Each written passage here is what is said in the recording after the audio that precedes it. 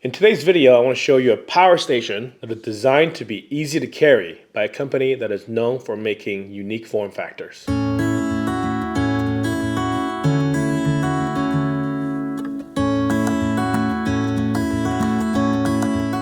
Hello everybody, my name is Dan, welcome to Freely Roaming.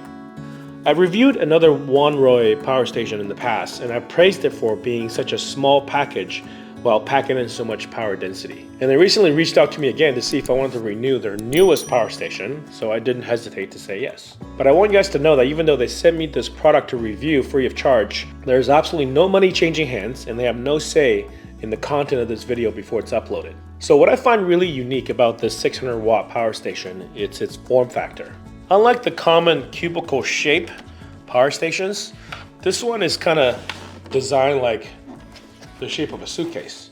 What's neat about that is that there are even these little leather tabs that are on either side that you can use this included shoulder carrying strap for when you're going out on your next adventure.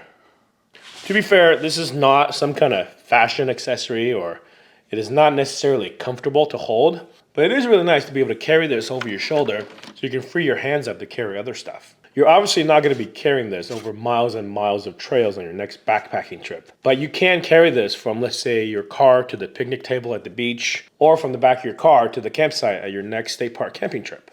I also like the vertical form factor because it takes such a little footprint, and you can set this down so you have a lot of space to fit other gear. That means you can easily put this on the floor of the passenger seat and still have the person sitting next to you have plenty of legroom. So with that said, let me give you guys some specs on this particular unit. I have the owner's manual right here. This is a Wanroy model P600W power station. And here's the diagram to show you all the outlets. It comes with an AC charging adapter in the shoulder strap. And this unit is referred to as a 600 watt power station. Now, I've heard some confusion with people talking about the numerical label to these power stations. The 600 watt label is referring to the AC inverter output, which is 600 watts. And the battery inside is actually 540 watt hours. And watt hours is referring to capacity, the battery capacity, how much energy it can store. 600 watts is the power and the energy output from the inverter. For the most part, power stations are going to have those two numbers fairly similar. If you have a 500 watt power station, it should have close to a 500 watt hour battery capacity. Similarly, a 1000 watt power station should have about 1000 watts of energy capacity. And that's because the battery manufacturers have 1C as the C rate, the battery discharge rate. 1C discharge rate means that you will drain that battery pack completely in 1 hour. Of course, that's considering 100% efficiency, which we're never going to get that. So a lot of the time during a full capacity, these things are designed to run for about 45 minutes or so. Spec-wise, this is using a lithium-ion battery chemistry. It's not lithium iron phosphate. This is what they use for their other power station as well that I reviewed before. And that's how they're able to get so much power to fit in such a small form factor.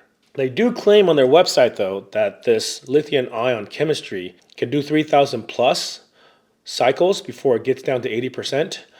I'm suspicious about that because lithium-ion batteries with this high battery density generally doesn't have as good a cycle life as lithium iron phosphate.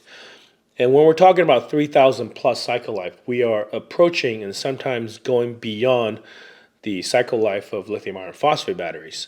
So time will tell if that's true, and I think a lot of manufacturers that are building power stations these days are putting out claims that isn't as easy to test as like capacity or power output. So, take that with a grain of salt. I would expect to last between 500 to 1,000, maybe 1,200 cycle range. This does come with a 24-month warranty, and as far as I know, it is transferable from one user to the next. It weighs in at 12 pounds, which is pretty light, compared to as much as double the weight in other comparable power stations. So of course, I'm going to do a capacity test and also some real-world tests of this power station for you guys. Without further ado, let's check it out. We're doing the capacity test for the new Wanroy power station.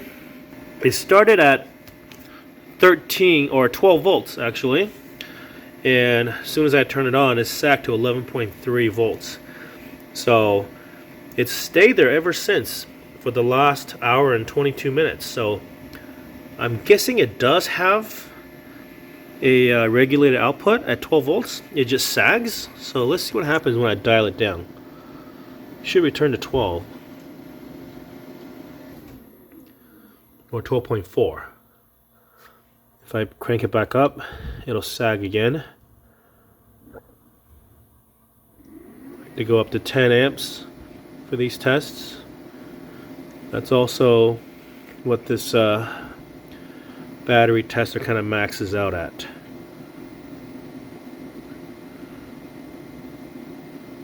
Alright, there we go. Yeah, this is supposed to be a 540 watt hour battery bank. So, I mean, as it is a power station, it's not going to get there. They never do. Well, let's hope it gets up to a reasonably high percentage. Alright, 3 hours into this Wanroy power station DC capacity test. We're at 346 watt hours, 11.3 volts still. So this is about 2/3 of the way in. So I'm going to see if what the voltage is at with us sagging. We're back up to 12.4 volts. So yeah, I'm thinking that this is a regulated output at 12.4 volts, which is much better than the last one I tested. The last Wanroy power station I tested is a smaller unit that also uses lithium ion cells like this one, but it did not have a regulated power output. It is smaller, so I guess they just have more room in this one. I just heard that the battery died. What do we get to? 436.46 watt hours. Over 3 hours and 49 minutes. Didn't quite get to 540 or anywhere close, really. This is fairly typical, though. We are 100 watt hours short, which is, we're still in there. We're still in that 80% range, which is acceptable for a power station. We'll do an AC test, and we'll see how that fares. Alright, so we're doing the Wanroy AC capacity test now.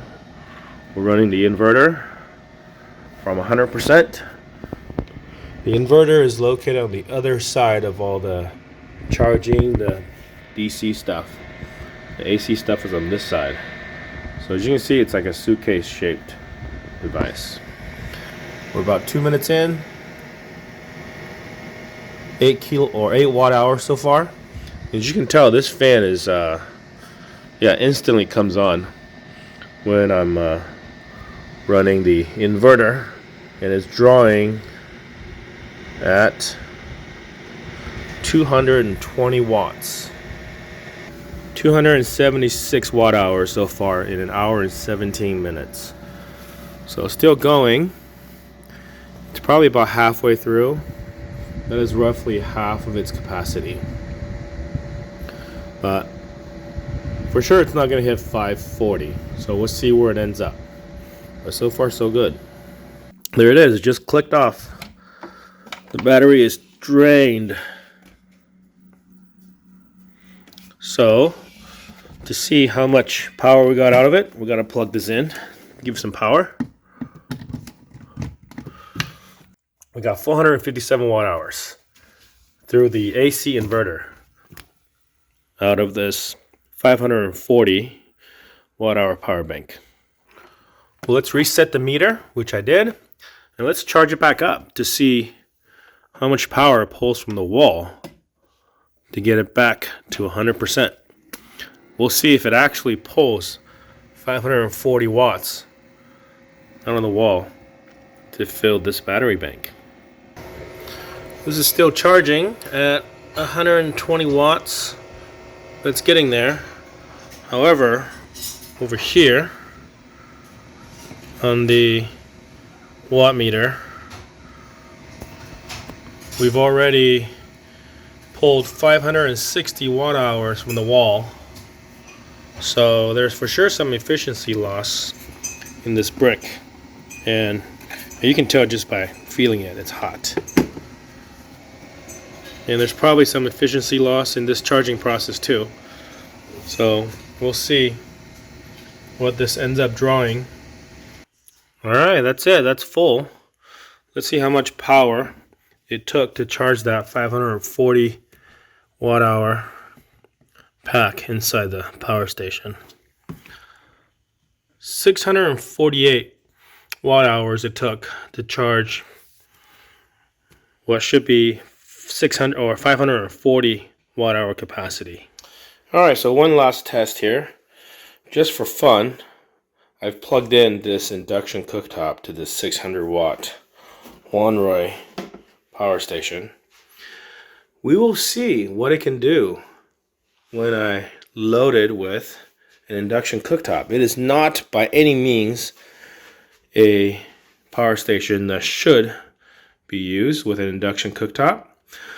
But because this New Wave Pick Flex that I have has some pretty precision controls, I'm going to show you guys what it can do. So let's start with, I know it can handle low, which is 100 degrees Fahrenheit. I'm going to start. And that's really not going to do anything. It's not going to boil water, right? Because in order for it to boil water, it's got to be up to 100 degrees Celsius, which is about 212 degrees Fahrenheit. So this is never going to get there. But on low mode,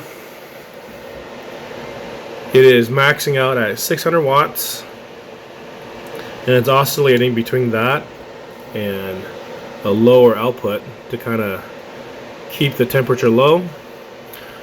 So if I switch over to medium low, now we're at 175.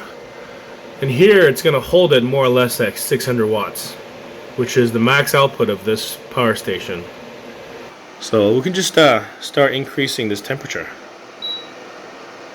180, still going. 190, still going. About the same output, 610 watts. We'll just go up to 220 to see if it keeps running.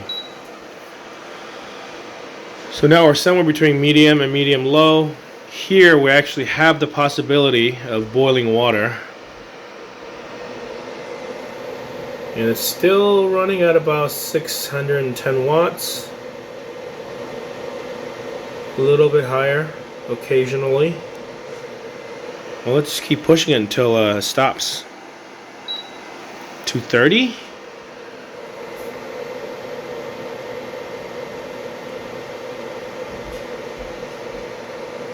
230 still works.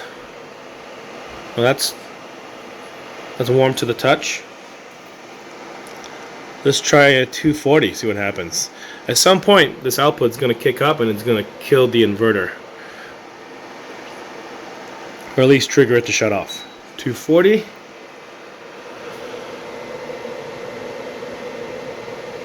Still holding at 610. Let's see what happens at 250.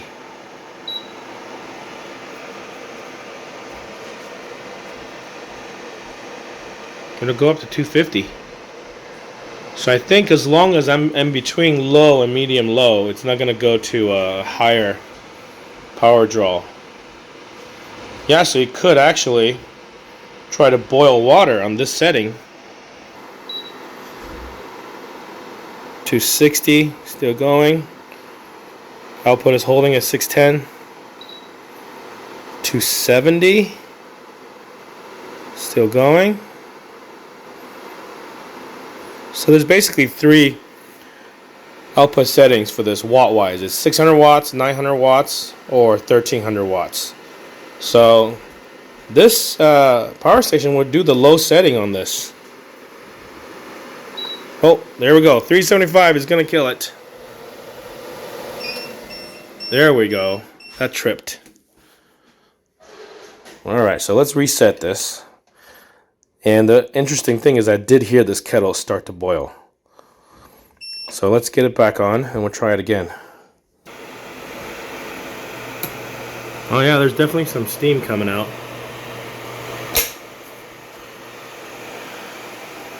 think, can I do 260? I can do 260. Oh yeah, it's pushing 640 watts. It's doing it.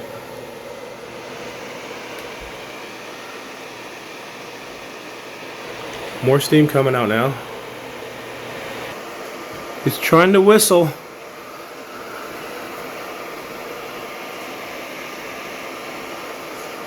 It's definitely boiling in there. You hear that? It's a whistle.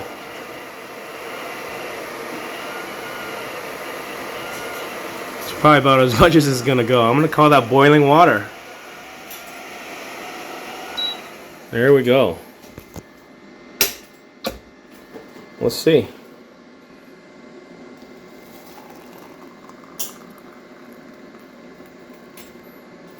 There we go, we got a pot of tea.